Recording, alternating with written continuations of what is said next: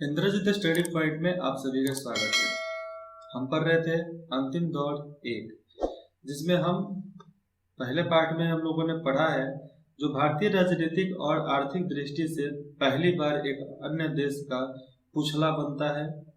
और दूसरा टॉपिक हम लोगों ने पढ़ चुके हैं भारत में ब्रिटिश शासन के अंदर विद्रोह, राम मोहन राय, बंगाल में अंग्रेजी शिक्षा पर समाचार पत्र। ठीक है। और हम इसमें पढ़ेंगे सन 1857 की महान क्रांति जातिवाद।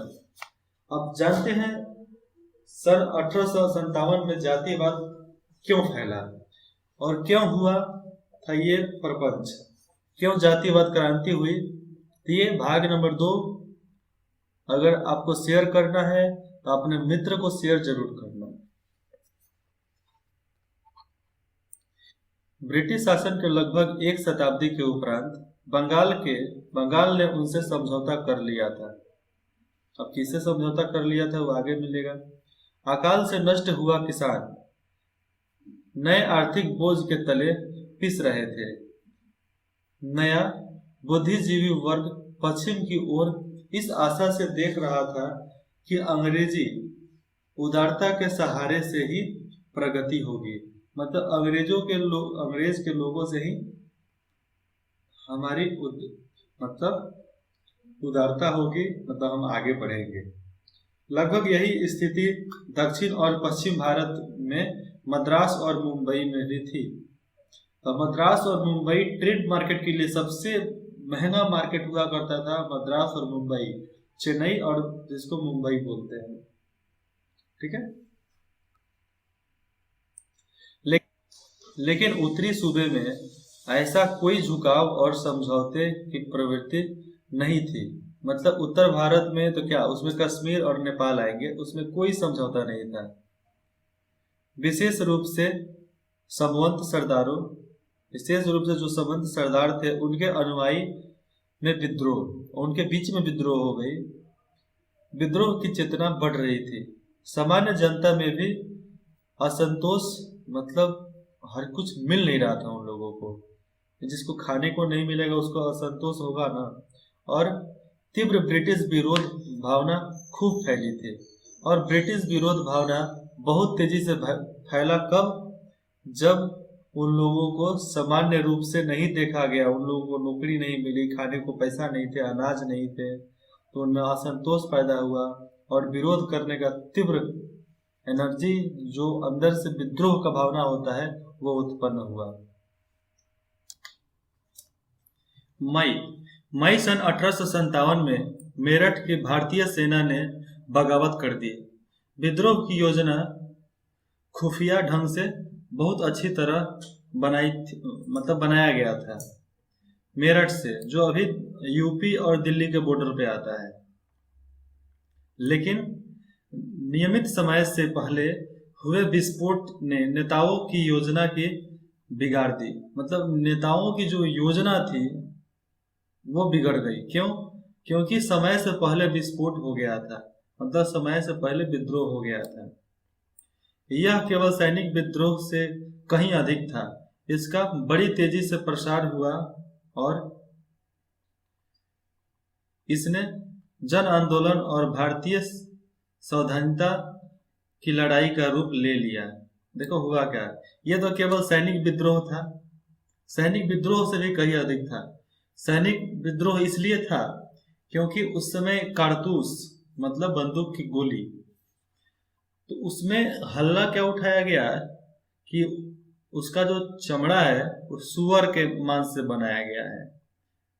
सुअर और गाय के मांस मिलाकर बनाए गए हैं।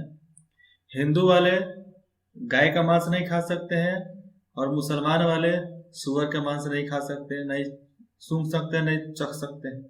इसलिए सैनिक आंदोलन हुआ। ये बात गांव वालों को फैली तो जातीय समुदाय के आंदोलन हुई। इस तरह बहुत बड़ा आंदोलन हुआ अंग्रेजों के खिलाफ। और जातीय आंदोलन इसलिए हो गया आपस में भी हिंदू मुसलमानों में, क्योंकि उस समय लोग अज्ञान थे, ज्ञान तो था नहीं किसी के पास, और वो स्वाधीनता की लड़ाई के रूप में आगे बढ़ने लगा। हिंदू मुसलमान की लड़ाई चालू हो गई। क्योंकि यही कारण था जिसके वजह से हम लोग आपस में ही लड़ लड़ कर कमजोर हो गए। ये बहादुर शाह जफर का ये फोटो है, देखो बहादुर शाह जफर, ये मुगलिया बादशाह के सबसे लास्ट, सबसे अंतिम बादशाह थे। किसके? मुगलिया सल्तनत, जो अकबर, अकबर के खानदान के यही थे, जिनको अंग्रेजों ने मार दिया। जन आंदोलन के रूप में यह दिल्ली संयुक्त प्रांत, जैसे उन्हें आजकल कहा जाता है, जैसा उन्हें आजकल कहा जाता है, दिल्ली और संयुक्त प्रांत मध्य भारत के कुछ भागों और बिहार तक सीमित था। और ये जन आंदोलन मध्य प्रदेश और बिहार में तो सब आते थे ना, बिहार में यूपी आता था, झारखंड आता था, ओडिशा, छत्तीसगढ़, सब बिहार में आते थे, तो बिहार तक सीमित था। बिहार के एरिया बहुत बड़ा था।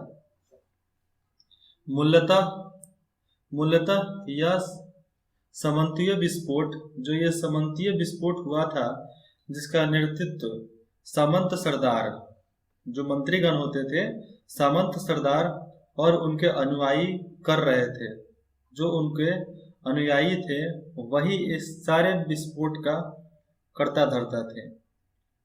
व्यापक रूप से फैली विदेशी विरोधी भावना से इसे बल मिल रहा था। और व्यापक रूप से जो विदेशी विरोधी भावना जो था ना हर किसी के मन में, ये बल देता था कि तुम लड़ो हम तुम्हारे साथ हैं, तुम लड़ो हम तुम्हारे साथ हैं। ये दूसरा था, तुम बाहर के हो हम देश के हैं, हम तुम्हें नहीं रहने देंगे, तुम बाहर के हो हम देश के हैं, तुम्हें नहीं रहने देंगे। तो उस विस्फोट को खत्म करने के लिए सबको मार दिया गया, जितने उठे सबको मार दिया गया, इसलिए विद्रोह रुक गया। आगे पढ़ते हैं कैसे रुका। इसके लिए मुगल राजवंश के उस अवशेष की ओर देखना अनिवार्य हो गया, जो अब भी दिल्ली के राजमहलों में बैठा था, लेकिन दुर्बल, बुढ़ा, और यहाँ पर दुर्बल बताया जा रहा है, मतलब कमजोर थे, बुढ़ा वृद्ध तो हो ही गए थे, आसक्त, जिनके पास शक्ति ना हो, आसक्त हो गया था। हिंदू और मुसलमान दोनों ने विद्रोह में पूरी तरह हिस्सा लिया। देखो हुआ क्या, जो मुगल राजवंश के जो लास्ट वाले, सबसे अंतिम वाले बहादुर शाह जफर जो बचे थे, तो कितने आभूषण, कैसे कपड़े पहन कर रहते थे दिल्ली में। आज दिल्ली इतना गर्मीला एरिया है, उस समय इतने ठाट बाट से रहने वाले इंसान, उनके तरफ लोग बोले कि अब चलो ये हमारा सहारा बनेगा, लेकिन वो बहुत दुर्बल थे, कमजोर हो गए। एक तो बूढ़ा और आसक्त तो हो गया था ही। हिंदू और मुसलमान इस विद्रोह में तो पूरा हिस्सा दे रहे थे, पूरा साथ, एकदम कट्टरता से साथ दे रहे थे। इस विद्रोह ने ब्रिटिश शासन पर पूरा दबाव डाला और अंततः इसका दमन भारतीय सहायता से किया गया, और इस सारे आंदोलन का खात्मा भारतीय सहायता से ही किया गया।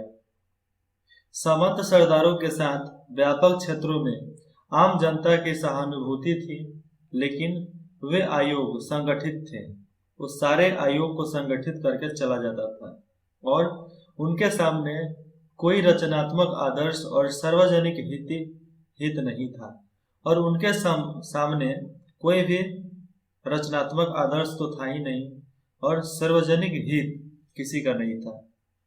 वो लोग बस जातीयवाद को लड़ाकर खत्म करना चाहते थे, बाकी कुछ नहीं, किसी के भलाई के लिए नहीं हुआ था। स्वराज्य के लिए लड़ाई कब हुआ? जब भगत सिंह आंदोलन चालू किए थे तब। इस विद्रोह से कुछ श्रेष्ठ छापामार नेता उभर कर आए। छापामार नेता वही होते हैं जो कब कहाँ आकर छापा मार दे, मतलब पकड़ ले, किसी को पता नहीं रहता है। इनमें से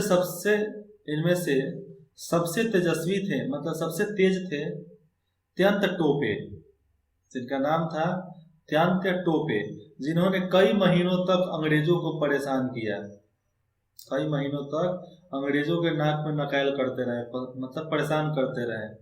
आखिर में जब उन्होंने नर्मदा नदी को पार करके मराठा क्षेत्र में इस आशा से प्रवेश किया कि उनके अपने लोग उनकी सहायता और स्वागत करेंगे। ये सोचकर नर्मदा नदी पार करके वो महाराष्ट्र गए मराठों के पास, तो उनके साथ धोखा हुआ।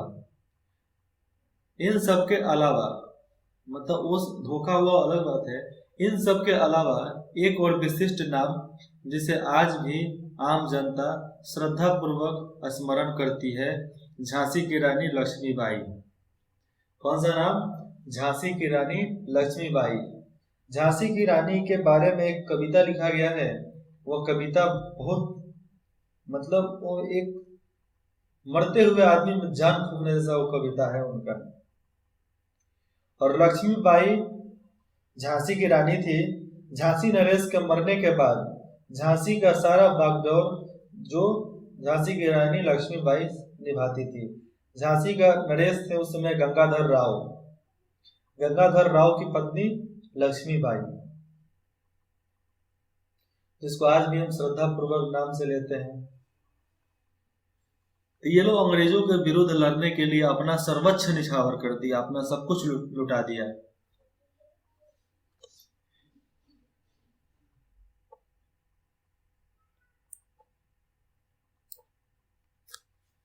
जो 20 वर्ष के आयु में लड़ते लड़ते मारी गई। और झांसी के रानी जो थी वो 20 वर्ष की थी, 20 साल की थी, जिसमें उनकी हत्या हो गई। वो मारी गई लड़ते लड़ते, डर कर नहीं, लड़ते लड़ते। जिस अंग्रेज जनरल ने उनका मुकाबला किया, उसी ने उसके बारे में कहा था कि वह विद्रोही नेताओं में सर्वोत्तम और सबसे बहादुर थी। और जो जनरल उसका मुकाबला किया था लक्ष्मीबाई का, उन्होंने खुद लिखा, उन्होंने खुद कहा कि रानी लक्ष्मीबाई से सर्वोत्तम और बहादुर कोई नहीं था। विद्रोह और उसके दमन के बारे में बहुत झूठा और भ्रष्ट इतिहास लिखा गया है। और जो विद्रोह और दमन हुआ था उसके बारे में सही नहीं लिखा गया था, इतिहास के पन्नों में गलत लिखा गया था। भारतीय इसके बारे में क्या सोचते हैं, यह बात शायद ही किताब के पृष्ठों, मतलब पन्नों तक छप कर पहुंच पाई। मतलब भारत के इतिहास में क्या हुआ और क्या सोचते हैं, वो शायद ही किसी पृष्ठों में लिखा गया होगा, नहीं लिखा गया है। लेकिन फिर भी बहुत सारे इंफ्रास्ट्रक्चर बनाकर उन्हें बताया गया। सावरकर ने लगभग 30 वर्ष पहले the history of the power of independence शीर्षक पुस्तक लिखी। और सावरकर ने ये हिस्ट्री ऑफ द इंडिपेंडेंस जो शीर्षक बुक लिखा था, लेकिन उनकी पुस्तक तत्काल जब्त कर ली गई और ब्रिटिश गवर्नमेंट उनकी पुस्तक तत्काल जब्त कर ली, अपने कंट्रोल में ले ली। अब भी जब्त है। अब भी लंदन के पास ये हमारा ऐतिहासिक book the history of the power of nation आज भी उनके पास जब्त है।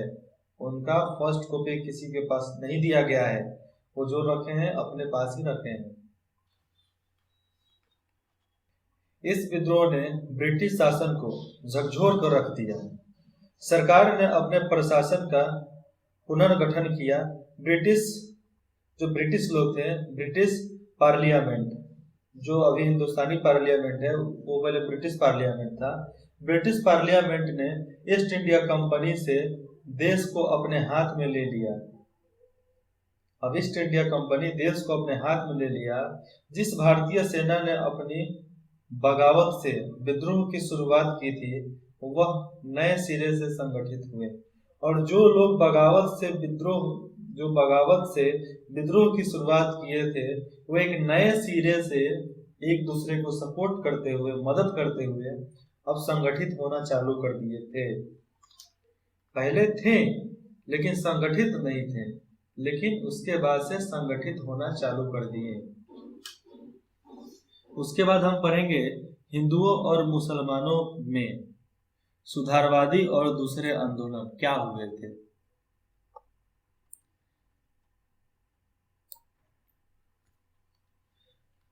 जिसको जानते हैं तकनीकी परिवर्तनों और उनके परिणामों के द्वारा भारत से पश्चिम की वास्तविक टकराहट 19वीं शताब्दी में हुई थी। विचारों के क्षेत्र में मतलब विचारों के क्षेत्र में भी परिवर्तन हुआ। पहली प्रक्रिया अल्पसंख्यक अंग्रेजी पढ़े लिखे वर्ग तक सीमित थी। अल्पसंख्यक मतलब मुसलमान और अंग्रेजी पढ़े लिखे लोगों में तकरार हुआ, और उसमें लगभग हर जो पश्चिमी चीज थी, हर पश्चिमी चीज के प्रति प्रशंसा का भाव था, और प्रशंसा का भाव था पश्चिमी चीजों के लिए। हिंदू धर्म के कुछ सामाजिक रीति रिवाजों से खिन्न होकर, जो हिंदू समाज के कुछ रीति रिवाज थे उनसे कुछ नाराज थे, खिन्न होकर बहुत से हिंदू ईसाई धर्म की ओर, मतलब नाराज होकर बहुत से हिंदू ईसाई धर्म की ओर आकर्षित हुए, और बंगाल में कुछ प्रसिद्ध व्यक्तियों ने भी धर्म परिवर्तन कर लिए। धर्म परिवर्तन कर लिए, धर्म होता क्या है कि तुम परिवर्तन कर सकते हो? धर्म तो मन की बात है, मन बदल सकते हो क्या? मन में एक भगवान की आस्था बदल सकते हो। धर्म होता ही नहीं तो तुम धर्म कहाँ से बदल दोगे? राजा राम मोहन राय ने हिंदू ब्राह्मण समाज की स्थापना समाज सुधारवादी आधार पर की, और समाज सुधारक के लिए ही उन्होंने ब्राह्मण समाज की स्थापना की। कौन किया? राम मोहन राय, राजा राम मोहन राय, ठीक है। उनके बाद केशव चंद ने उसे लगभग ईसाई रूप दे दिया, और जो उन्होंने राजा राम मोहन ब्राह्मण का स्थापना किया था, ब्राह्मण समाज का, तो इन्होंने ईसाई समाज का कर दिया। कौन? केशव चंद ने। बंगाल के उभरते हुए मध्य वर्ग पर ब्राह्मण समाज का प्रभाव पड़ा, लेकिन धार्मिक आस्था के रूप में वह बहुत कम। समाज तो ब्राह्मण समाज पर प्रभाव तो पड़ा ही, हर समाज पे ब्राह्मण समाज का प्रभाव पड़ा, लेकिन आस्था के रूप में नहीं, बहुत कम लोगों तक सीमित रहा ये ब्राह्मण धर्म, ब्राह्मण समाज। ब्राह्मण धर्म नहीं बोलेंगे, ब्राह्मण समाज। तो आज जो बोलते हैं हम ब्राह्मण हैं, जी नहीं, आप ब्राह्मण नहीं, आप ब्राह्मण समाज के हैं।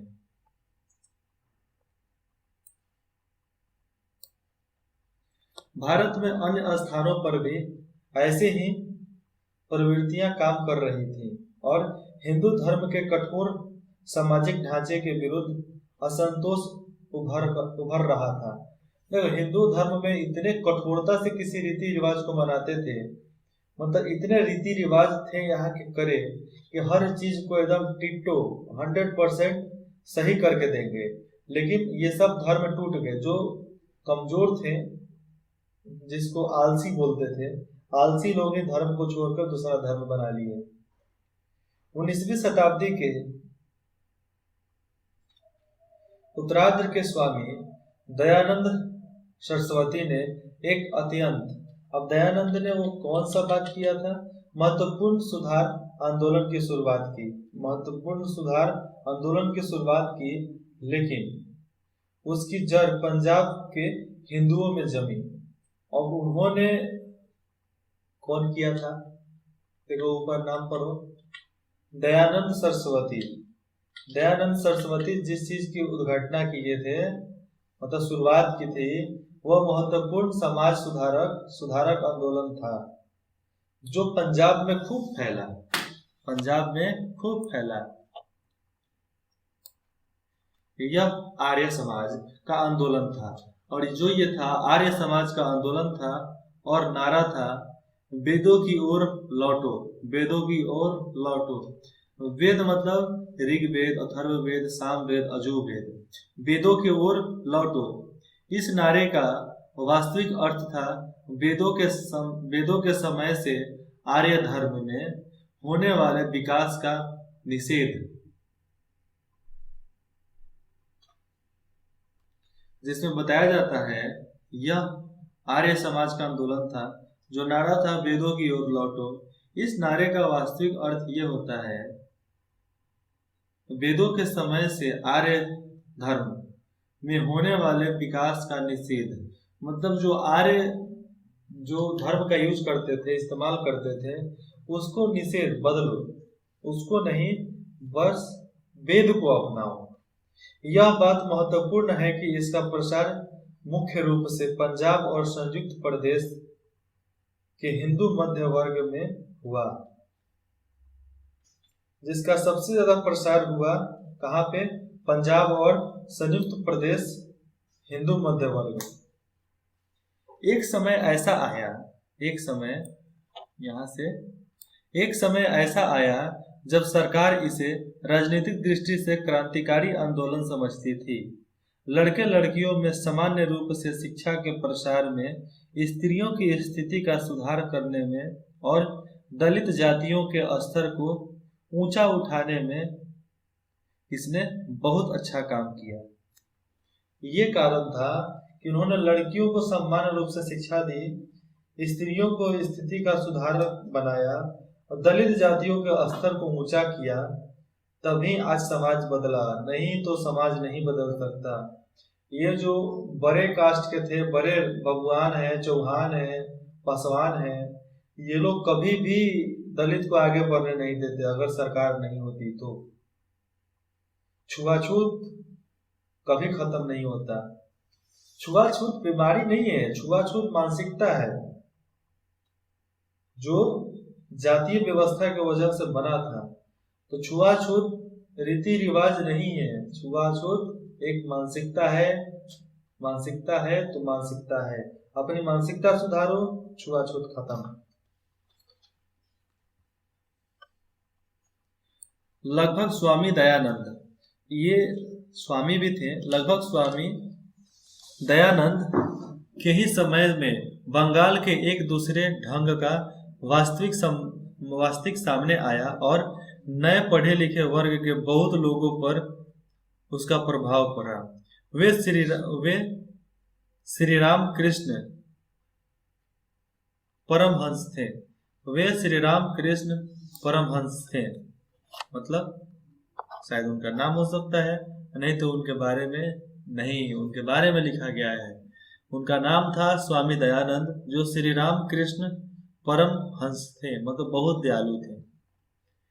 वे सीधे साधे विद्वान नहीं, पर धर्मपरायण व्यक्ति थे। वो सीधे साधे विद्वान नहीं थे, वो धर्मपरायण व्यक्ति थे, लेकिन समाज सुधार में उनकी कोई विशेष रुचि नहीं थी। वे सीधे चैतन्य और भारत के अन्य संतों की परंपरा में आते हैं। वे चैतन्य और भारत के संतों के परंपरा में ही आते हैं। वो समाज को एक अलग ढांचे में नहीं ले जाना चाहते थे। वे मुख्यतः धार्मिक थे, पर साथ ही बहुत उदार थे, मतलब बहुत अच्छे थे।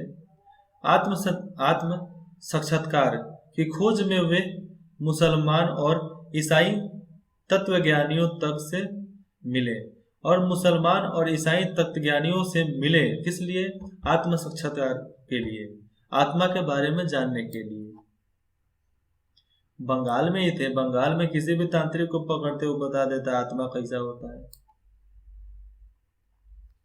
उनमें से कुछ लोग कुछ समय श्री कृष्ण के साथ भी रहे। वे श्री रामकृष्ण और श्री रामकृष्ण एक वहां पर एक और थे, दयानंद तो थे ही। स्वामी दयानंद के साथ श्री रामकृष्ण, ऊपर जो श्री रामकृष्ण हैं वो उनका विचार नहीं, श्री रामकृष्ण भी उनके साथ थे। वे कलकत्ता के निकट दक्षिणेश्वर में बस गए, और कलकत्ता के निकट दक्षिणेश्वर में वो बस गए, और उनके असाधारण व्यक्तित्व और चरित्र की ओर धीरे धीरे लोगों का ध्यान आकर्षित होने लगा। और उनका जो व्यक्तित्व था ना, असाधारण व्यक्तित्व, और उनका चरित्र परम पूजनीय होगा, इसलिए लोग उनके तरफ झुकना शुरू कर दिए। क्या कर दिए? झुकना शुरू कर दिए। धार्मिक विश्वास की बुनियादी बातों पर बल देते हुए उन्होंने हिंदू धर्म और दर्शन के विविध पक्षों को आपस में जोड़ा। उन्होंने हिंदू धर्म के लिए और दर्शन शास्त्र का जो विविध पक्ष था उसको तो जोड़ा ही, उन्होंने दूसरे धर्मों को भी अपने क्षेत्र में ले लिया, और जो दूसरे धर्म थे उसको भी अपने क्षेत्र में ले लिया।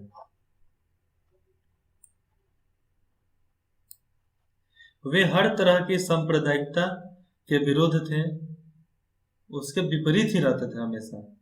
उन्होंने इस बात पर बल दिया कि सभी वर्ग सत्य की ओर जाते हैं। आधुनिक जीवन के संदर्भ में उन्हें समझना कठिन था।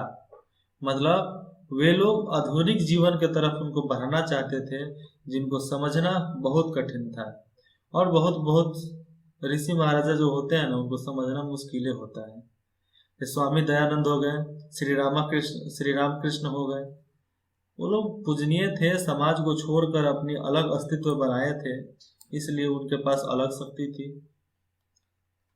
फिर भी वे भारत के बहुरंगी सांचे, जो भारत के बहुरंगी सांचे थे, सांचे के अनुरूप थे। हर तरह के रंग, हर तरह के लोग, हर तरह के जाति। बहुत से लोग जिन्होंने उन्हें कभी नहीं देखा, उनकी जीवन कथा से प्रभावित हुए। और बहुत सारे लोग जो हैं, किसको नहीं देखे? श्री रामकृष्ण को देखे ही नहीं थे, लेकिन फिर भी उनके विचारों से, उनके जीवन कथा से वो प्रभावित थे। इस वर्ग में रोमिया रोला थे। मतलब इस वर्ग में रोमिया रोला थे, जिन्होंने उनकी और उनके मुख्य शिष्य विवेकानंद की जीवनी लिखी। अब देखो, ये जो रोमिया रोल थे जो थे, अब इनके श्री रामकृष्ण के शिष्य थे विवेकानंद, स्वामी विवेकानंद, जिसके बारे में तो पूरा विश्व जानता है। आप सब भी जानते हो स्वामी विवेकानंद कौन थे। स्वामी विवेकानंद इस धरती पर जीने वाले महान पुरुष थे, जिन्होंने अपने देश के लिए सर्वस्व निछावर कर दिया, अपने जीवन को निछावर कर दिया। इतना पढ़े, आगे इतना बढ़ाया कि 47 साल में ही उनकी मृत्यु हो गई बीमारी से। और विवेकानंद के शरीर में हजारों बीमारी थी। अब इतने पढ़ने लिखने वाले, वो ठीक हो सकते थे, थोड़ी सी अपनी रहन सहन ठीक कर लेते, पढ़ाई लिखाई कम करके थोड़ा खाने पीने अच्छा, घूमते फिरते तो वो ठीक हो जाते हैं। लेकिन उन लोग नहीं गए, इसलिए ठीक नहीं हुए, और उनकी मृत्यु 47-48 साल की उम्र में हो गई थी। विवेकानंद ने अपने गुरु भाइयों के सहायता से रामकृष्ण मिशन की स्थापना की, जिसमें सांप्रदायिकता नहीं थी। जो रामकृष्ण मिशन आश्रम हर डिस्ट्रिक्ट में है, जो स्वामी विवेकानंद के द्वारा चालू किया गया था। हर डिस्ट्रिक्ट में जाओ तो वहां पर मिलेगा रामकृष्ण मिशन आश्रम। और कौन कौन स्वामी विवेकानंद के इस आश्रम में, रामकृष्ण मिशन आश्रम में गए हो? मैं छपरा का रहने वाला हूं, तो छपरा में भी है। ऊपर क्या था? विवेकानंद के पास अतीत का आधार था, पीछे का, और उन्हें भारत की विरासत पर